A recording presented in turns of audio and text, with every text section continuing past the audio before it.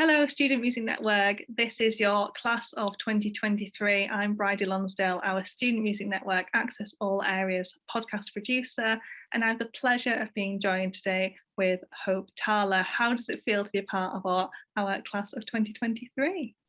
I'm thrilled. I'm so excited. Yeah, it feels like such an honour. So my name's Hope. I'm a singer-songwriter from West London. I've been making music for a while now. I started posting SoundCloud demos when I was 18. I'm 24, so that's 6 years ago. And my music is, I kind of describe it as alternative R&B with a bit of a pop influence sometimes. I really like guitar, so there's always that influence. So yeah, just alternative R&B with a couple other things thrown in. Now, what's fantastic to learn about you is I read somewhere that there was kind of this transformative moment for you when you're about 14, is this correct? You listened to Zion by the incredible Lauryn Hill. I kind of want to just take you back to that moment when you first heard that. Could you just talk about the moment you heard it? Where were you and what kind of feelings did that inspire in you?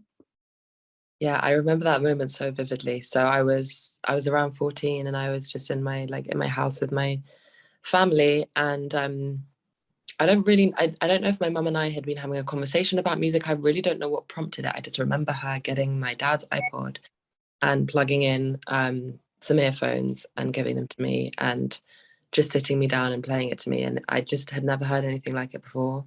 And I think what struck me the most about that song, and then Lauryn Hill's, the rest of her discography, particularly that album, Miseducation, that she's known and revered so much for, is the incredible lyricism, but also her voice and her tone and her individuality and uniqueness.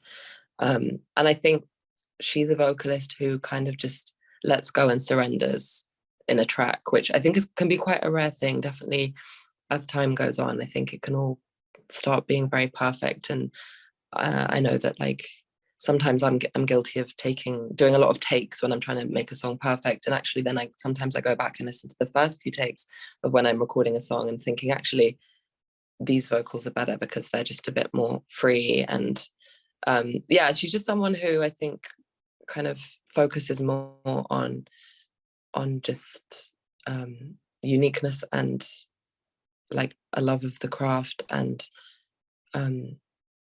just letting go over perfection, which I really admire, even though everything sounds kind of perfect anyway. I just think she surrenders to music, which I admire a lot. Now, you've touched upon kind of your introduction to music. Now, obviously, we are a student network. When you were at university, am I right in saying you didn't actually study music? No, I studied English literature, and yeah, I was at Bristol, the University of Bristol. I graduated in 2019, and I loved it.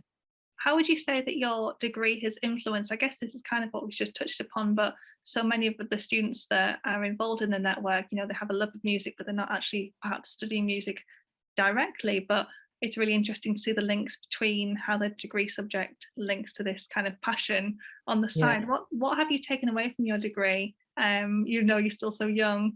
That's not a too distant past for you.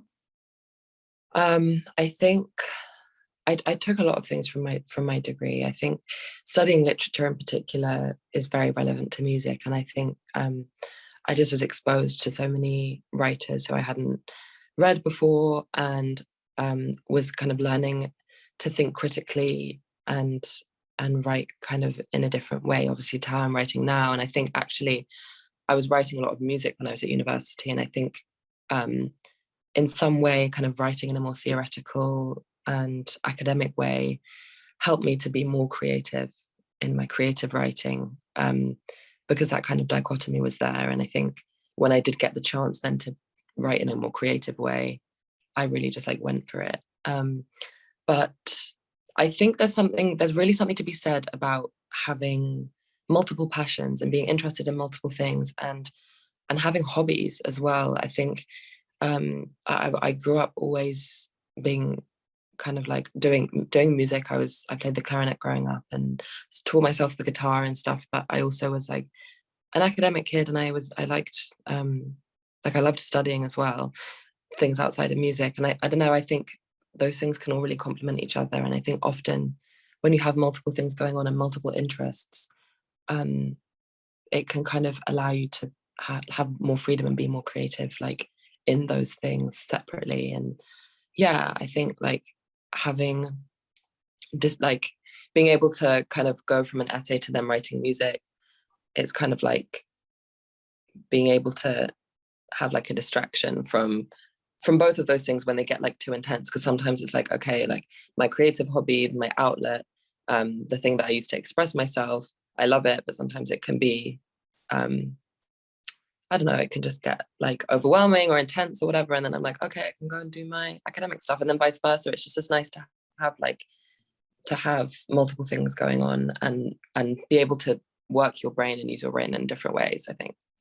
You know, you have been releasing music since like early 2020. What are your kind of goals and aspirations for 2023? If we're looking ahead to like our class of list, what are like your aspirations just for the coming year even? I really want to release an album, which I've been working on my first album for a long time now, since early 2021. So I really am, I'm sure I'll be releasing that next year, which is exciting. That's my biggest one, but I'd love to go on a headline tour, which I haven't done before. I've gone on 2 tours now, but both support slots. So I'm really excited to do my own thing. And I would love to, I had a really fun summer this year of playing festivals, and I really would love to do that again and play some more festivals. I have a few bucket list ones in mind, but just kind of festivals are just so fun, and I think teach me a lot, and they always make for like really good memories, and I can always just like, I remember so vividly each different festival, and they're just like such good fun. So I decided to do more of those, and then just keep like writing as much as I can, writing music and then writing the other things that I write. And but releasing an album, that's my main goal for 2023. Okay, well, speaking it into existence, it's going to happen. Yes. In 2023. Absolutely.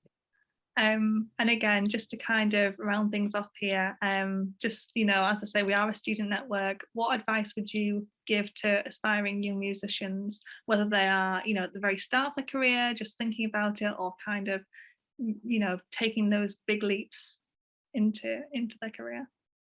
I mean, it's going to sound very cliche, but I think most of the best advice is probably cliche. I just would say, like, believe in yourself.